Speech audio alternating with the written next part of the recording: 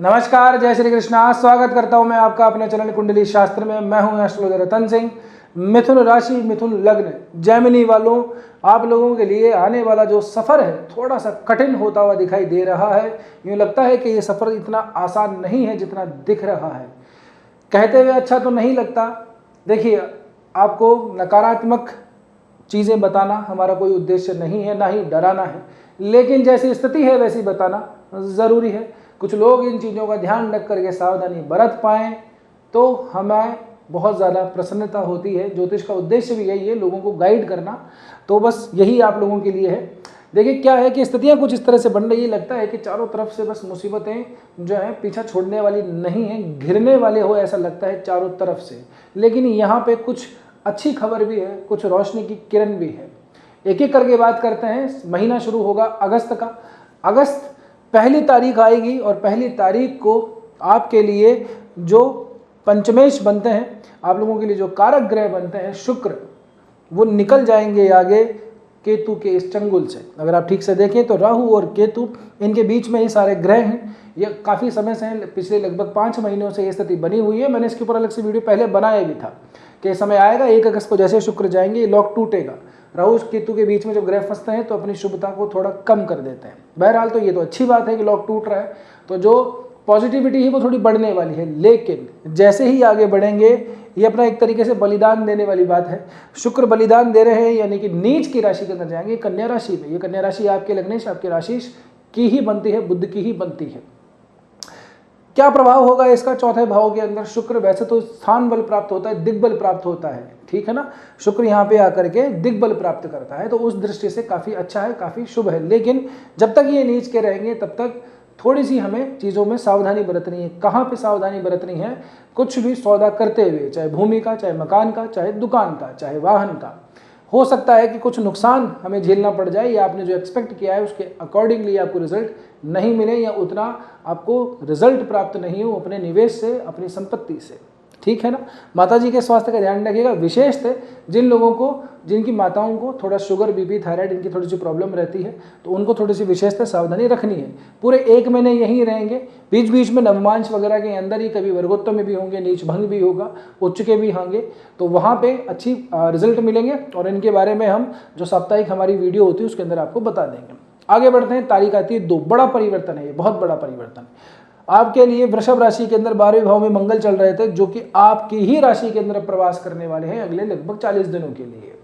मंगल का ये जो प्रवास है कई मामलों में मिला जुला रहने वाला है। एक तो आपके लिए मंगल 6ठे भाव का स्वामी बनता है और लाभ भाव का भी स्वामी बनता है। लेकिन जिस राशि के अंदर ये मंगल है, यानी कि आपकी राशि, वो बुध की राशि, और बुध और मंगल की अच्छी खासी ट्यूनिंग बनती नहीं है। लेकिन सेम टाइम के ऊपर हो क्या रहा है, यहाँ पे बुध और मंगल की तात्कालिक मित्रता बनती है। पंचदा मैत्री के सूत्र होते हैं, उसमें तात्कालिक मित्रता, नैसर्गिक मित्रता, इन सब चीज़ों को देखा जाता है। तो तात्कालिक मित्रता की वजह से जो नैसर्गिक शत्रु हैं वो समस्त भाव हो जाते हैं, यानी कि वो न्यूट्रल हो जाता है। सामान्य भाषा में आप समझिए कि शत्रुता का ये जो प्रभाव है इतना नहीं पड़ने वाला, ठीक है ना। अब आपके ऊपर, आपकी राशि के ऊपर मंगल जैसे प्रवास करेंगे तो यहाँ से क्या होगा, आपके अंदर कुछ चीज़ें अच्छी होंगी। कुछ कॉन्फिडेंस अगर लूज हो रखा है, डलनेस है चीज़ों के अंदर, स्लो जीवन बहुत ज़्यादा चल रहा है, तो एक ऊर्जा का प्रस्फुटन होगा, आँख खुलेगी। अच्छा, मैं किसी और ट्रिप में चल रहा था, अब जागने का समय आ गया है, आगे बढ़ने का समय आ गया है, अब अपने प्रयासों को और ज़्यादा तीव्र करने का समय आ गया है। क्योंकि मंगल 6ठे भाव के साथ साथ लाभ का भी स्वामी बनता है, तो यहाँ से आप लोगों को कई मामलों के अंदर लाभ ज़रूर से पहुँचाएगा। आपकी पर्सनैलिटी के अंदर जो है निखार आएगा, ग्रोथ होगी, साथ ही में एक ऊर्जा अपने अंदर अच्छी खासी फील करेंगे आप लोग। ऐसे टाइम के अंदर क्विक एक्शन भी होते हैं। क्विक एक्शन का मतलब अभी काम किया, अभी सोचा, तुरंत कर डाला उसको, क्विक रिजल्ट आते हैं। क्योंकि मंगल ना वक्री है ना, तो मंगल से संबंधित जो रिजल्ट हैं वो आपको तुरंत प्रभाव से प्राप्त होंगे। मंगल की 4थी दृष्टि पड़ती है 4थे पे, 7वीं 7वें पे, और 8वीं 8वें पे। यानी कि आपके लिए मंगल ना सिर्फ यहाँ आपकी पर्सनालिटी को प्रभावित कर रहे हैं, बल्कि आपके दाम्पत्य जीवन, आपके व्यापार को भी प्रभावित करते हुए दिखाई देते हैं। इस भाव का जो स्वामी है वो गुरु बनता है, इनका मित्र बनता है। मंगल के इम्पैक्ट से दाम्पत्य जीवन के अंदर थोड़ा सा उन्माद बढ़ सकता है। जिनके छोटे मोटे झगड़े चलते हैं वो छोटे मोटे हो सकते हैं, वो जरा सी बात बड़ी हो सकती है, तो थोड़ा ध्यान रखिएगा। वैसे भी आपका जो राशि लग्नेश बुध है वो वाणी के भाव में जा रहा है, द्वितीय भाव के अंदर, तो वाणी पे थोड़ा सा नियंत्रण रखिएगा। वाणी की वजह से या एंगर की वजह से थोड़ी बहुत रिश्तों में खटास आ सकती है। सेम ऐसा ही आपको अपने यदि बिजनेस पार्टनर हैं आपके, उनके साथ भी थोड़ा सा इसी तरीके से बर्ताव करना चाहिए, यानी कि क्रोध को, गुस्से को, अहंकार को, दंभ को, एटीट्यूड को थोड़ा सा दबा के रखिएगा। ठीक है, आगे बढ़ते हैं। इसी 2 तारीख को एक और अच्छा परिवर्तन है। क्या परिवर्तन है कि आपके भाग्य भाव में राहु चल रहे हैं कुंभ राशि के अंदर। अब राहु जाएंगे धनिष्ठा नक्षत्र के अंदर। ये धनिष्ठा नक्षत्र मंगल का ही नक्षत्र है, ठीक है ना। मंगल आप ही की राशि, आपकी लग्न पे चल रहे हैं, तो ये स्थिति ठीक है, नवम पंचम का संबंध बनाता है। तो आपके लिए धनिष्ठा नक्षत्र बहुत धनदायी नक्षत्र होता है, तो भाग्य के सहयोग से आपको धन भी प्राप्त होने जा रहा है, ठीक है ना। तो ये भी आपके लिए एक पॉजिटिव बात है। ठीक, आगे बढ़ते हैं। तारीख आती है 5 अगस्त। सबसे इंपॉर्टेंट, आपके लग्नेश आपकी राशि से अपनी खुद की राशि को छोड़ करके द्वितीय भाव में चले जाएंगे। यहाँ पे सूर्य और गुरु दोनों बैठे हैं। जिस राशि में जा रहे हैं वो इनके शत्रु की राशि है, चंद्रमा की राशि। ठीक, चंद्रमा वैसे एक ही कोई अपना शत्रु मानता है और वह बुध, या बुध को कहें कि एक ही को शत्रु मानता है और वह है चंद्रमा। त्रिग्रही योग बना रहे हैं, दिखने में तो बढ़िया है। सारावली जैसा करें तो अच्छी प्रशंसा करता है। ऐसा व्यक्ति महाधनी होता है। लेखन के यानी कि राइटिंग के प्रोफेशन में हो, क्रिएटिव फील्ड के अंदर हो, डिज़ाइनर हो, मीडिया पर्सन हो आप, या फिर अकाउंट्स के अंदर हो, ऑडिट का काम करते हो, बैंकिंग के अंदर हो, तमाम इस तरह की चीज़ें अगर आपके कार्य से संबंधित है तो ठीक है। इनके अलावा ये जो योग है आप लोगों को कई मामलों में ठीक है, बस आंखों की रोशनी का थोड़ा सा ध्यान रखना है। आई साइट थोड़ी सी वीक हो सकती है। आगे की यात्रा थोड़ी कठिन होने वाली है, इसलिए मैंने कहा थोड़ा सा घिरने वाले हैं। ठीक, जैसे यहाँ पे आगे निकलेंगे धीरे धीरे करके पंचदा मैत्री का संबंध भी थोड़ा सा ब्रेक होगा। मंगल अगर आपकी पत्रिका में ठीक नहीं है तो आपको कई मामलों के अंदर नेगेटिव इन्फ्लुएंस भी दे सकता है। एक और बात, क्योंकि 8वीं दृष्टि यहाँ पे पड़ती है अष्टम भाव के ऊपर, तो गाड़ी वगैरह चलाते वक्त थोड़ा सा आराम से चलाइएगा, ध्यान रखिएगा। नवमांश के अंदर क्योंकि शनि भी अभी मकर राशि में चल रहे हैं, समय बदलेगा तब ये भी थोड़ा चेंज करेंगे। तो कुल मिला के बात यही है कि आपको थोड़ा सा गाड़ी वगैरह चलाते वक्त ध्यान रखना है। अगर कार्डियक थोड़ी सी प्रॉब्लम है, अगर हार्ट से रिलेटेड प्रॉब्लम है, कोलेस्ट्रॉल की थोड़ी सी प्रॉब्लम है, तो कृपया करके उसका ध्यान ज़रूर से रखिएगा और अपने क्रोध को नियंत्रण में रखिएगा। अंदर ही अंदर ज़बरदस्त सा गुस्सा आएगा, कह नहीं पाएंगे, और जब कहेंगे तो इतना कुछ कह देंगे कि पता नहीं पुरानी 10 साल की बातें भी एक साथ निकल पड़ेंगी। तो उससे क्या होगा, उस रिलेशन ही खराब होता है। ठीक, खास करके अपनी माता से या अपने परिवार के अंदर, अपनी फैमिली के अंदर जब कुछ भी इस तरह का दुर्व्यवहार सामने आए तो थोड़ा शांति रखिएगा। ठीक है, अब आगे बढ़ते हैं। तो तारीख आती है 17 अगस्त की। 17 अगस्त का जैसे समय आता है, सूर्य आगे बढ़ेंगे, अपनी खुद की राशि में जाएंगे, सिंह राशि के अंदर। राजा अपने ही घर के अंदर प्रवास करेंगे। पूरे 1 वर्ष के अंदर, ये 1 महीने का समय होता है जब सूर्य अपने ही घर में प्रवास करते हैं। आपके लिए तीसरा भाव पड़ता है, केतु ऑलरेडी बैठा हुआ है। पॉजिटिव बात तो ये है कि यहाँ पे सूर्य आने से जो थोड़ी सी काम धाम के अंदर स्लोनेस चल रही है वह थोड़ी सी एक्टिवेट होगी। ठीक, यानी कि राजा अपना काम संभालने वाले हैं, पराक्रम दिखाने वाले हैं। तो यहाँ से तो आप लोगों के अंदर फिर से एक ऊर्जा का संचार होगा। अब आप उस एनर्जी को झेल पाते हैं या नहीं, ये आपके ऊपर निर्भर करता है। आपकी डेस्क जॉब है तो कई बार ऐसी जगह पे ऐसा होता है कि व्यक्ति को कुछ और प्रॉब्लम हो जाती है, यानी कि वो जो फिजिकल एनर्जी है वो काम नहीं आ रही है, फील्ड वर्क नहीं हो पा रहा है। तो कई बार थोड़ा सा कमर में बैक प्रॉब्लम थोड़ी सी स्टार्ट हो जाती है, पैरों में दिक्कत हो जाती है।